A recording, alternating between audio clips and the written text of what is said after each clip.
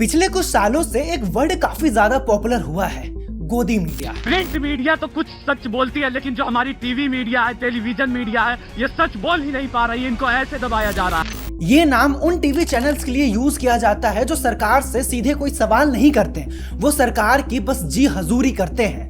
और ये बात काफी हद तक रेलिवेंट भी है। मोदी जी, मैं एक गंभीर प्रश्न पे आऊं, उससे पहले एक सवाल आपसे जानना चाहता हूं, देश भी जानना चाहेगा। आप अपनी जेब में पर्स रखते हैं क्या? पर्स रखते हैं क्या? बटुआ जिसके अंदर पैसे होते हैं। कहां से आती है? एक वक्त पे मैं देखती हूँ सुबह सुबह आपका कार्यक्रम शुरू हो जाता है और इन टीवी चैनल्स के एंकर का ज्ञान और इनका आईक्यू लेवल आलिया भट्ट से भी ज्यादा गिरा हुआ है। इन लोगों ने 2000 के नोट में चिप्स लगाकर इसे सैटेलाइट से कनेक्ट कर दिया।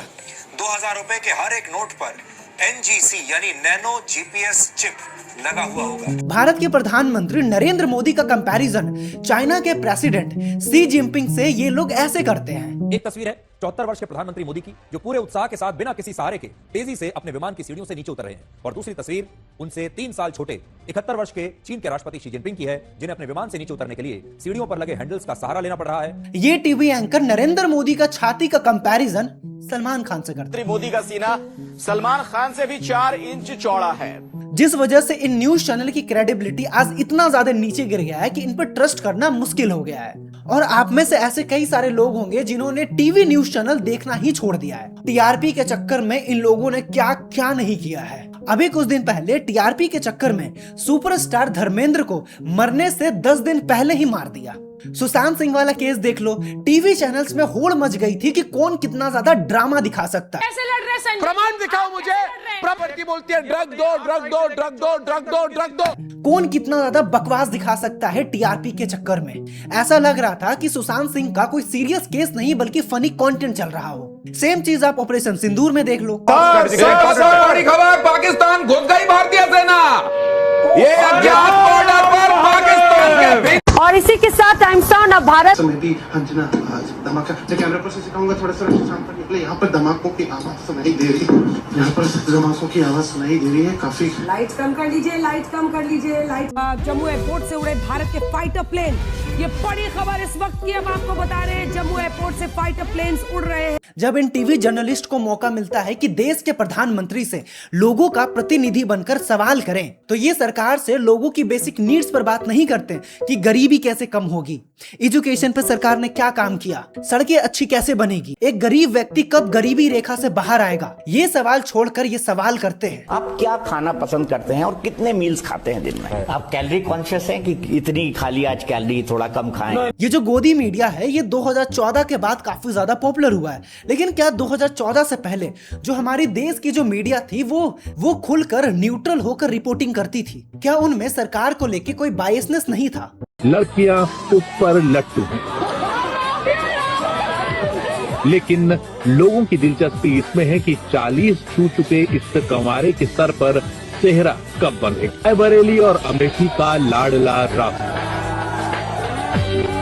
अंग्रेजों को भारत दिखाता राहुल कभी पैराग्लाइडिंग करता है तो कभी प्लेन में बैठकर किताबों में खोया, जो दिन के उजाले में रोड शो करता है और शाम ढलते ही किसी दलित के दालान में होता है। वो शख्स जो शाहरुख के साथ मैच देखता है तो कभी उसके कंधों पर मिट्टी का बोझ दिखता है। जो लोग आज मीडिया फ्रीडम पर सवाल उठाते हैं उन लोगों ने 2014 से पहले वाली मीडिया को देखा ही नहीं है, या फिर उनके आंखों पर पैसों की एक मोटी परत छप गई है जिसे उन्हें वो दिख नहीं रहा। 2009 के जनरल इलेक्शन में न्यूज चैनल को पैसे दिए जाते थे ताकि कैंडिडेट के बारे में न्यूज चैनल में पॉजिटिव चीजें दिखाई जाए। महाराष्ट्र के फॉर्मर सीएम अशोक के बारे में जर्नलिस्ट पी सेनाथ लिखते हैं, 2009 के इलेक्शन में अपने फेवर में 3 अलग अलग न्यूज़पेपर में अपना न्यूज चलवाया। अब ये देखिए, ये है नीरा राडिया, जो एक लॉबिस्ट थी जो काफी सारे जर्नलिस्ट, बिजनेसमैन और पॉलिटिशियन से अच्छे रिलेशन रखती थी। 2G स्कैम केस में नीरा राडिया के 5000 से ज्यादा कन्वर्सेशन को सीबीआई ने रिकॉर्ड्स किया था, जिनमें से कुछ रिकॉर्ड्स आपको सुनने चाहिए। हाँ नीरा, because what I'm told is that Congress yesterday apparently, God knows who they are talking to in the DMK, relayed No, they relate that the infrastructure portfolio should not be given to Maran or.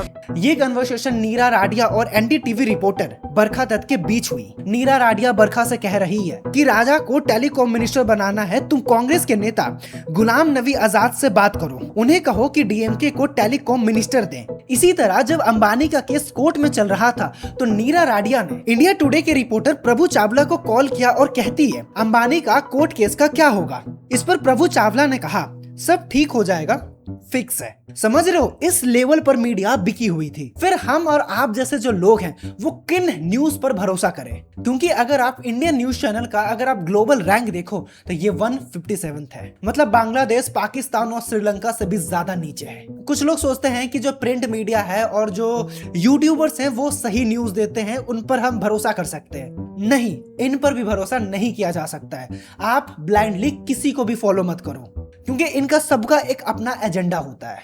थोड़ी बहुत credibility print media पर बची है, लेकिन सब पर नहीं। और भी ऐसे कई सारे प्रिंट मीडिया हैं जो बायसनेस उनमें देखी जाती है।